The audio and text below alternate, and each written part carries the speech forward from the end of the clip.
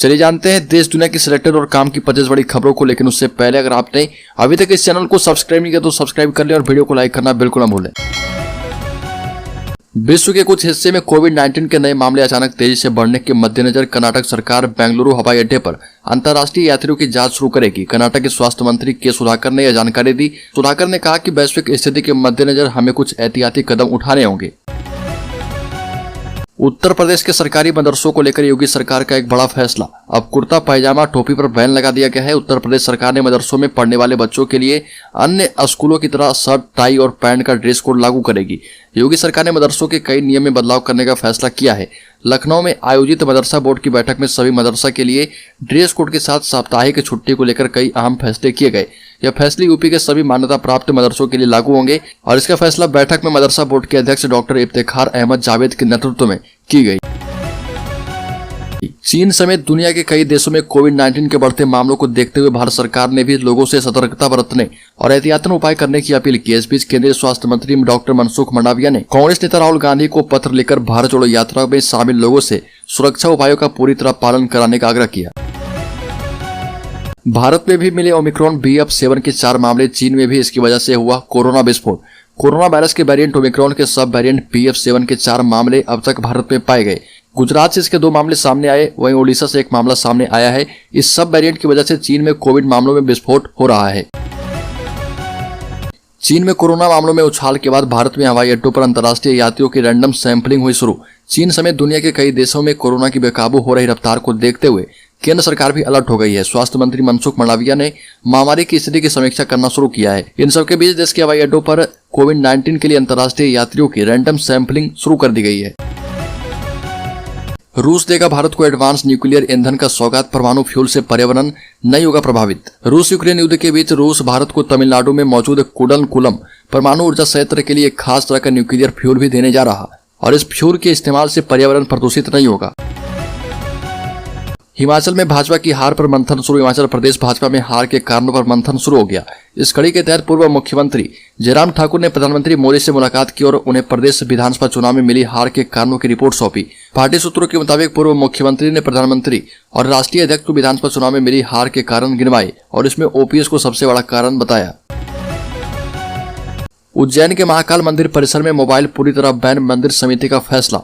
महाकाल मंदिर में मोबाइल के उपयोग पर प्रतिबंध लगा दिया गया है। फिल्मी गानों पर वीडियो बनाकर वायरल करने के मामले सामने आने के बाद मंदिर प्रबंधन समिति ने यह निर्णय किया है। इसके लिए 2 हफ्ते पहले से व्यवस्था बनाना शुरू कर दिया गया था। देश में वर्कफोर्स यानी काम करने वाले लोगों की गिनती बढ़ती जा रही, लेकिन नौकरी के अवसर घटते जा रहे हैं। दिसंबर महीने में देश में बेरोजगारी दर अब तक सबसे ऊंचे स्तर पर पहुंच गया है। दिसंबर के पहले 3 हफ्तों में वर्कफोर्स के मुकाबले बेरोजगारी दर 8% से भी ज्यादा रही है। Centre for monitoring Indian economy ने यह डेटा जारी किया। सिद्धू मूसेवाला के परिवार से मिले पूर्व CM चन्नी। पंजाब के पूर्व मुख्यमंत्री चरणजीत सिंह चन्नी विदेश से लौटते ही मानसा के गांव मूसा पहुंचे। यहां पर उन्होंने सिद्धू मूसेवाला के पिता बलकौर सिंह और माता चरण कौर से मुलाकात की। चन्नी ने कहा कि यहां आने से पहले पुलिस ने संदेश भेज दिया था कि यदि मानसा जाएंगे तो उन्हें गिरफ्तार कर लिया जाएगा। उन्हें पुराने केस में पुलिस ने समन दिया है। हिमाचल सीमेंट फैक्ट्री विवाद पर मीटिंग हुआ बेनतीजा। गौतम अडानी का बड़ा बयान। बोले ट्रक यूनियन के अड़ियल रवैये के कारण फैक्ट्री बंद करना पड़ा। हिमाचल प्रदेश में बिलासपुर के बरमाना में ACC और सोलन जिला के दाड़ला घाट के अंबुजा सीमेंट प्लांट बंद हुए और 7 दिन हो चुके हैं।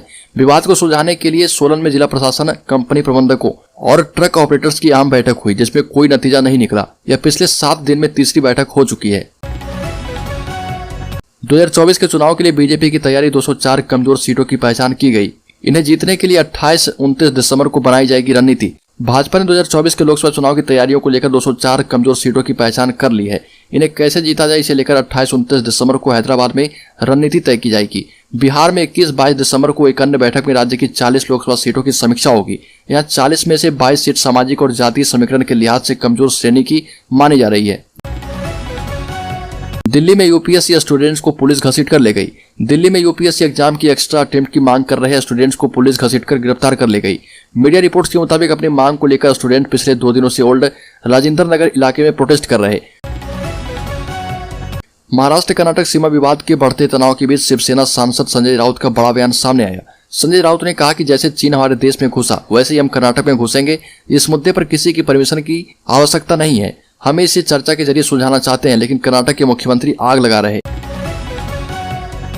मणिपुर के नोनी जिले में टूर पर जा रही एक स्कूल बस पलट गई। हादसे में 7 छात्रों की मौत हो गई। कई छात्र गंभीर रूप से घायल हुए। ऐसे में मौत का आंकड़ा बढ़ सकता है।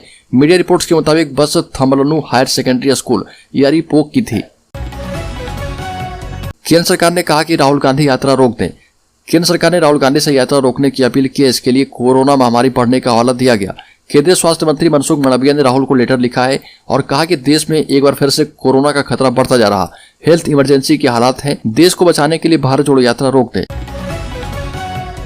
देश के एयरपोर्ट पर कम होगी भीड़। लैपटॉप, मोबाइल और चार्जर निकाले बिना होगी सिक्योरिटी चेक। जल्द लगेंगे नए स्कैनर। एयरपोर्ट पर अब पैसेंजर जल्द ही अपने बैग से लैपटॉप, मोबाइल और चार्जर निकाले बिना एंट्री कर पाएंगे।